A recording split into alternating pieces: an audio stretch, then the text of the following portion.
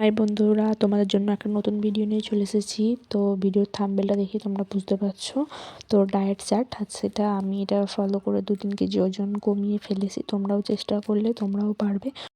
Follow করো এবং কমিয়ে আমাকে কমেন্টে জানিও তোমরা ক কেজি ওজন কমিয়েছো। দেখো ভিডিওটা ফার্স্ট থেকে শেষ পর্যন্ত দেখো আমি কী কী করছি।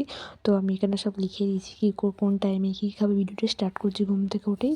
জিরা পানিটা তোমরা খেয়ে নেবে দেখো 6টা থেকে 7:30টার মধ্যে। তারপর ব্রেকফাস্টটাও করে নেবে 8:30 থেকে 9টার মধ্যে। আর হাতের তৈরি রুটি, ডিম সেদ্ধ ও চা, একটু সবজি টবজি বানিয়েছিলাম। তারপর ফল খেয়ে নিলাম। আর লাঞ্চ করার সময় প্লেটটা প্রচণ্ড ছোটো রাখার চেষ্টা করবে।